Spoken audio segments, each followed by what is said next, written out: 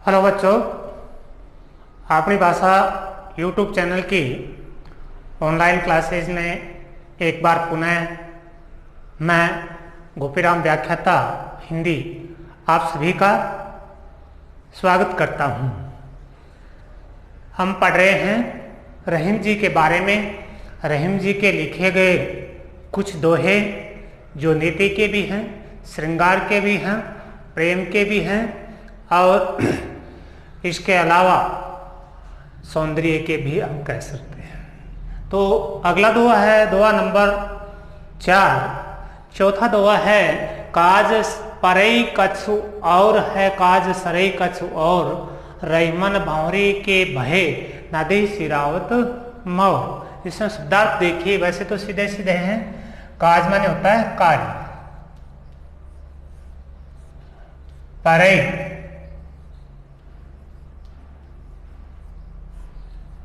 पढ़ने पर, कछु माने कुछ होता है, और है अन्य व्यवहार। अन्य व्यवहार है काज सरई। सरई का अर्थ है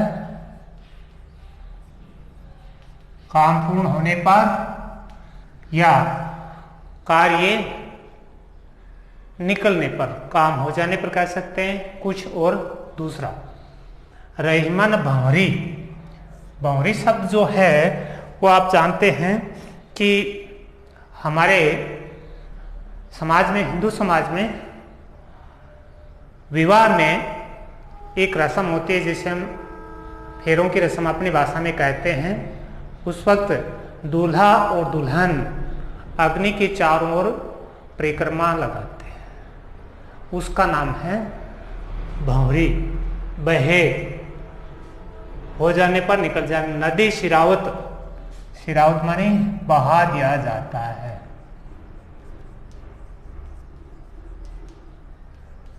सिरावत। मोर का अर्थ है मुकुट। मुकुट है, या अपनी भाषा में अगर कहें तो साफा कह सकते हैं, जो दूल्हा के सिर पर विराजमान रहता है या शादी के वक्त पहना जाता है। तो देखिए, काज परई कछ और है काज सरई कछ और। रहीम जी कहते हैं कि ये संसार काम होने पर उसका व्यवहार अलग होता है। काज सरई कछ और, जब उसका काम पूर्ण हो जाता है, कार्य निकल जाता है, उसके बाद उसके व्यवहार में बदलाव आ जाता है। यदि हम साथ में कहें तो ये संसार अपने व्यवहार को कार्य से जोड़कर चलता है। काज परई कछ और, जब किसी व्यक्ति, किसी वस्तु की आवश्यकता होती है या उसकी हमें जरूरत होती है, तब उस व्यक्ति और वस्तु के प्रति एक व्यक्ति का व्यवहार अलग यानी अच्छा होता है। काज सरई अछोर। और जैसे ही कार्य पूर्ण हो जाता है, काम निकल जाता है, उसी व्यक्ति और उसी वस्तु के साथ व्यवहार में बिल्कुल बदलाव आ जाता है। यानी जो व्यवहार पहले अच्छा था वो उस तरीके से नहीं रहता, अर्थात वो औपचारिक बन जाता है। उदाहरण दिया है रहीमन भंवरी के बहे, यानी विवाह में। यहाँ उदाहरण नदी सिरावत मोर। जिस प्रकार हम प्रत्यक्ष रूप से देखते हैं, दूल्हा के सिर पर जो मुकुट न कह करके सिर पर जो मोर रूपी साफा है, उसका जब तक विवाह की फेरे की रस्म या अग्नि परिक्रमा की रस्म पूर्ण नहीं होती, तब तक उसका बहुत आदर और सम्मान किया जाता है। लेकिन जैसे ही वो रस्म पूर्ण हो जाती है, अग्नि परिक्रमा की, जो विवाह के वक्त दूल्हा और दुल्हन के द्वारा लगाए जाते चक्र में, उसके बाद उसी मोर को, उसी साफे को नदी में बहा दिया जाता है। यानी जरूरत में सब कुछ अच्छा लगता है, जैसे कार्य संपन्न हुआ उसका महत्व खत्म हो जाता है। अब इसमें देखिए भाषा, भाषा इसमें आपकी है साहित्यिक, शैली है इसमें व्यंग्य कसा गया है इसलिए व्यंग्यात्मक, और अलंकार आपको पहले मैं बता रहा हूं इनमें सब में आपका अनुप्रास और दूसरा आपका है दृष्टांत। हर ऊपर वाली लाइन के साथ दूसरी लाइन उसी का अर्थ या उसी संदर्भ को जोड़ती है, इसलिए दृष्टांत अलंकार हो गया। इसके बाद अगला दुआ, जो रहीम उत्तम प्रकृति के का करी सकत कुसंग, चंदन विष व्यापत नहीं लपट रहत भुजंग। जो रहीम उत्तम माने श्रेष्ठ, प्रकृति माने व्यवहार,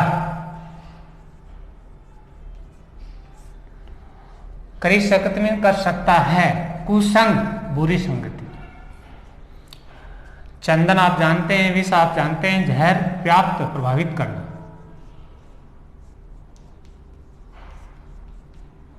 प्रभावित करना, लपट मान लपटे हुए, भुजंग माने सांप, सांप या सर्प।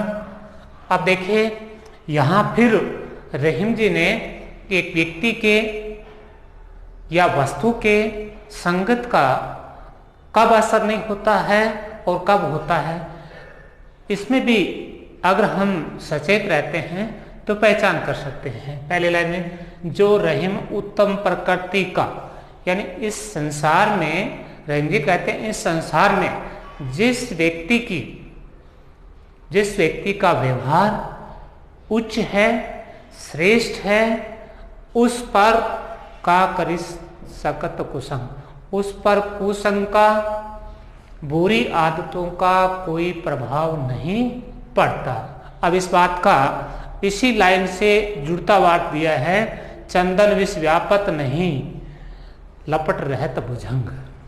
जिस प्रकार जंगलों में चंदन के जो पेड़ हैं उन पर सरप लपेटे रहते हैं, और सरप लपेटे रहते हैं तो सरप में हमें पता है उन सब में जहर होता है, विष होता है, लेकिन उसके बावजूद लपट रहते भुजंग। उन लपटे हुए सर्पों के कारण भी चंदन का जो खुशबू का गुण है वो नहीं जाता, अर्थात वो अपने खुशबू से उस क्षेत्र को, उन पेड़ों को सुवासित करते रहते हैं। यही बात इसमें कही गई है। तो इसलिए हमें इससे ये संदेश दिया गया है कि व्यक्ति यदि श्रेष्ठ प्रकृति का है, सज्जन है, तो उसका बुरी संगति वाले, दुर्व्यवहार करने वाला कुछ भी नहीं बिगाड़ सकता, क्योंकि वो अपने आप में पहले से एक तरीके से अपनी उत्तम प्रकृति का संकल्प है। इस प्रकार जंगलों में चंदन के जो पेड़ होते हैं उनमें सर्प लपेटे रहते हैं, और सर्पों के जो विष का प्रभाव है वो चंदन की खुशबू पर नहीं पड़ता, अर्थात वो पहले जैसे ही उस जंगल को, उस क्षेत्र को सुवासित यानी सुगंधित या मनमोहक बनाए रखते हैं। अब इस पर विशेष बात में भाषा इसमें ब्रज, साथ साथ में तत्सम एवं तद्भव शब्दों का प्रयोग। शैली इसमें कैसी है, इसमें दिया गया हमें संदेश, इसलिए संदेशात्मक, और का करी सकत कुसंग साफ दिखाई दे रहा है। इसमें कौन सा हो गया, अनुप्रास अलंकार, और दूसरा हो गया आपका, वो तो सब में अभी तक चल रहा है, दृष्टांत। पहली पंक्ति का दूसरी पंक्ति से उसी संदर्भ में अर्थ दिया गया है। इसके बाद अगला दोहा है छठा, रूठे सुजन मनाइए जो रूठे सो बार, रहीमन फिरी फिरी पोइये टूटे मुक्ताहार। कवि वर रहीम जी कहते हैं रूठे सुजन, यदि कोई सज्जन व्यक्ति है, गुणयुक्त व्यक्ति है, तो उसे मना लेना चाहिए। जो रूठे सो बार, यदि रूठ भी जाता है तो उसे 100 बार मनाने की कोशिश करनी चाहिए। क्यों? क्योंकि उसका व्यवहार अमूल्य है, उसके अंदर व्यवहार के ऐसे गुण हैं जो दूसरी बुरी प्रकृति को भी अच्छे में बदल सकते हैं।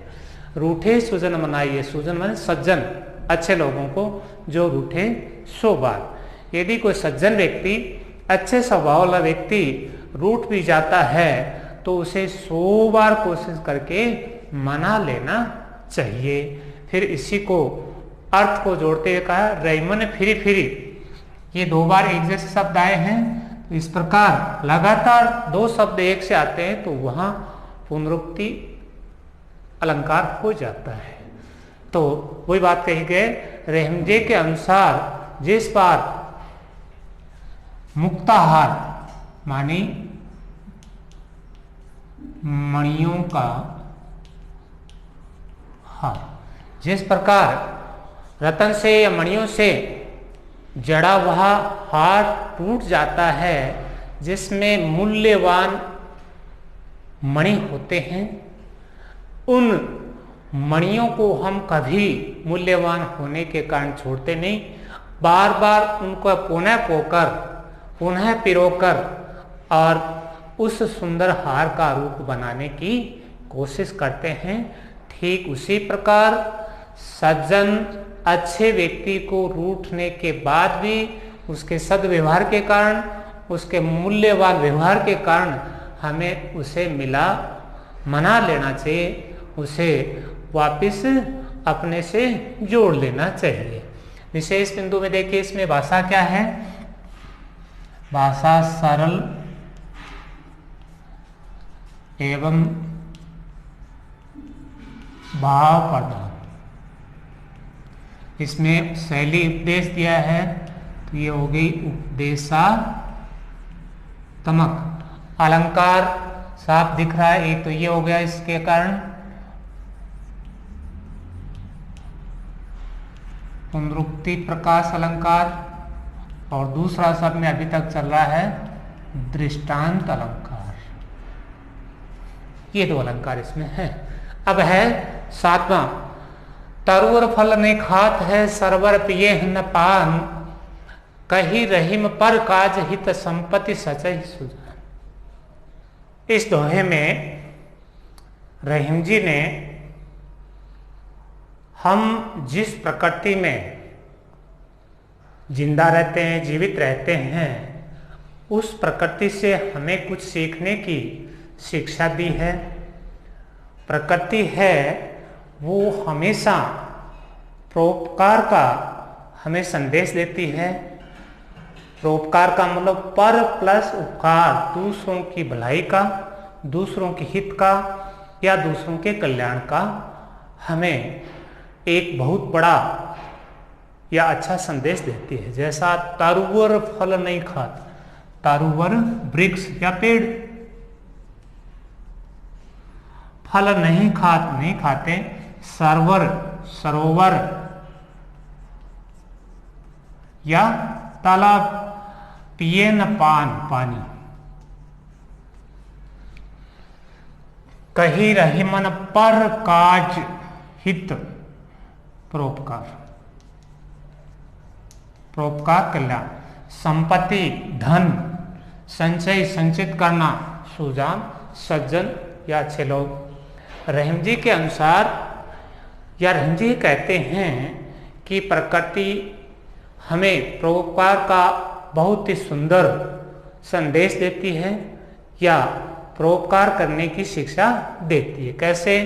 तरुवर फल नहीं खाता। जिस प्रकार एक वृक्ष है वो अपने जो फल लगते हैं वो कभी स्वयं नहीं खाता, बल्कि दूसरों के लिए ही दान कर देता है या दूसरों को ही दे देता है। इसी प्रकार दूसरा उदाहरण प्रकृति का सरोवर या तालाब जिसमें पानी होता है, उस पानी का वो स्वयं कभी उपभोग नहीं करते, बल्कि व्यक्ति, पशु पक्षी, वृक्ष, खेतों आदि में वो सिंचाई के लिए अपने जल को दे देते हैं। आगे लिखा है, इसी बात को ऊपर वाले जो बात है उसी से जोड़ा है, तरवर वृक्ष को, सरोवर तालाब को, अब सज्जन व्यक्ति को भी वैसा ही उन्होंने जोड़ा है। कहीं रहीम पर काज हित, ठीक इसी प्रकार दूसरों का कार्य पूर्ण करने के लिए, दूसरों का कार्य साधने के लिए सज्जन व्यक्ति हैं, वो धन इकट्ठा करते हैं, अर्थात सज्जन व्यक्ति के द्वारा एकत्रित किया गया धन हमेशा आवश्यकता के अनुरूप उन लोगों को दिया जाता है, उनके लिए प्रयोग किया जाता है जिनकी उन्हें बड़ी आवश्यकता रहती है। इस प्रकार इस दोहे में प्रकृति ने हमें कल्याण करने का बहुत बड़ा संदेश दिया है। प्रकृति पहला, प्रकृति पर हित का संदेश देती है।